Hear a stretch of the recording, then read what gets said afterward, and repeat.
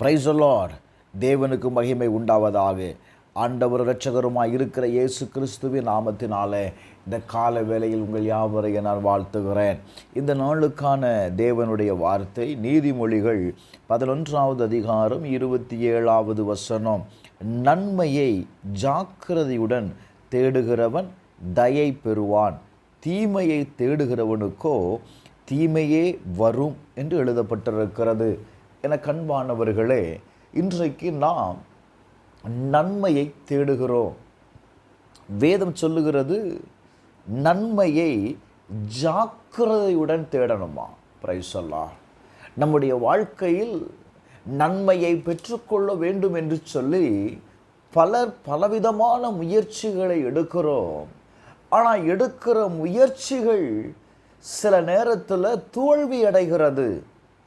நாம் எதிர்பார்க்கிற நன்மை நாம் அடையவில்லை என்று சொன்னால் நாம் சோர்ந்து விடுகிறோம். என்ன காரணம்? வேதம் சொல்லுகிறது நன்மையை ஜாக்கிரதையுடன் தேடணுமா. நன்மை ஜாக்கிரதையாய் தேடுகிறவனுக்கு என்ன உண்டாகும்?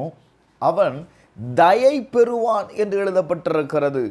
மத்தேயு எழுதின சுவிசேஷம் 7வது அதிகாரம் 7வது வசனத்தை நீங்கள் வாசிக்கும் போது, தேடுங்கள் அப்பொழுது கண்டடைவீர்கள்.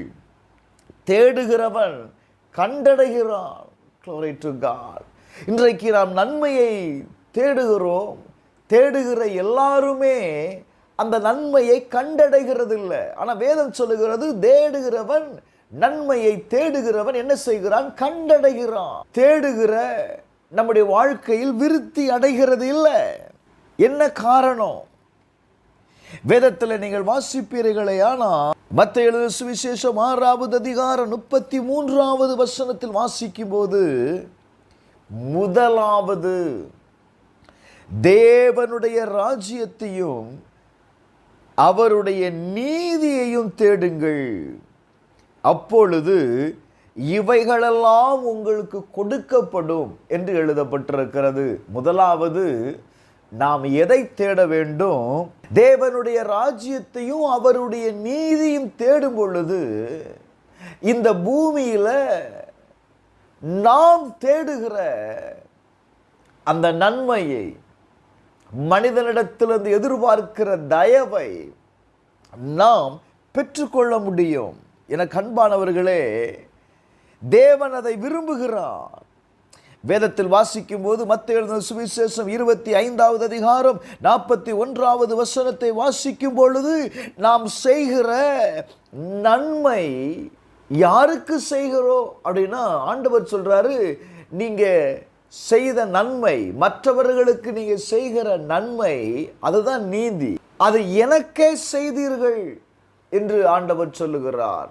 இந்த நீதியின் நிமித்தம் நாம் ஒவ்வொருவருக்கும் என்ன இருக்கிறது அப்படின்னா, ஒரு பெரிய சொல்லுது 46வது வசனத்தில், இவர்கள் நித்திய ஜீவனை அடையும்படி போவார்கள் என்று எழுதப்பட்டிருக்கிறது. இந்த உலகத்தில் வாழ்கிற நாம் ஒவ்வொருவரும் நித்திய ஜீவனை பெற்றுக்கொள்ளும்படி தான் நாம் ஓடுகிறோம். நம்முடைய விசுவாச வாழ்க்கை அதன் அடிப்படையில் தான் இருக்கிறது. என கண்பானவர்களே, அந்த நித்திய ஜீவனை பெற்றுக்கொள்வதற்கு முதலாவது தேவ ராஜ்யத்தையும் அவருடைய நீதியையும் நாம் தேடக்கூடியவர்களாயிருக்க வேண்டும். லூக்கா எழுதின சுவிசேஷம் 2வது அதிகாரம் 52வது வசனத்தை நீங்கள் வாசித்து பார்ப்பீர்களே, ஆனால் இயேசுவானவர் ஞானத்திலும் வளர்த்தியிலும் தேவ கிருபையிலும் மனுஷ தயவிலும் அதிகமாக என்ன செய்தார்? விருத்தி அடைந்தார். என்ன காரணம் தெரியுமா? அவர் விருத்தி அடைவதற்கு என்ன காரணம் தெரியுமா? தன்னுடைய வாழ்க்கையில் ஒவ்வொரு நாளும் அவர் பிதாவினுடைய சித்தத்தை, பிதாவினுடைய நீதியை இந்த பூமியில் அவர் செய்து கொண்டிருந்தார். வேதம் சொல்லுகிறது அவர் நன்மை செய்கிறவராய் சுற்றித்திருந்தார். ஒவ்வொரு நாளும் அவர் செய்த நன்மைகள் ஏராளம். அவர் அந்த நன்மையை செய்தபடியினால அவருடைய வாழ்க்கையில் விருத்தி அடைந்தார். நல்ல கவனிங்க, ஞானத்திலும் வளர்த்தியிலும் தேவ கிருபையிலும் மனுஷனுடைய தயவு. இந்த கால வேளையில் ஆவியானவர் நம்மளோடு கூட பேசுகிறார். உங்களுடைய வாழ்க்கையில் நீங்கள் வளர்ச்சியை பார்க்கணுமா? மனுஷனிடத்திலிருந்து தயவை பெற்றுக்கொள்ளணுமா? தேவ கிருபையை நீங்கள் பெற்றுக்கொள்ளணுமா? ஆண்டவர் சொல்றாரு, நீதியை செய், நன்மையை தேடு. நன்மையை தேடுகிறவனுக்கு glory to God, தேவனுடைய கிருபை உண்டாகும்.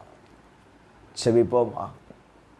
எங்கள் அன்பின் பரலோக பிதாவே, இந்த கால வேளையில் ஆண்டவரே, நீர் பேசின வார்த்தையின்படி நாங்கள் நன்மையை ஜாக்கிரதையாய் தேட கர்த்தர் உதவி செய்யும். ஆண்டவரே, எங்க மேல தேடுகிற எங்க மேல தேவனுடைய தயவு உண்டாகும்படி நான் செபிக்கிறேன்ப்பா, இயேசுவின் நாமத்தினால. ஆண்டவரே, தேவனுடைய தயவை நாங்கள் பெற்றுக்கொள்வதற்கு எங்கள் ஒவ்வொருவரையும் நன்மை செய்கிறவர்களாய் மாற்றும். இயேசுவின் நாமத்தில் ஜெபிக்கிறேன் நல்ல பிதாவே, ஆமென்.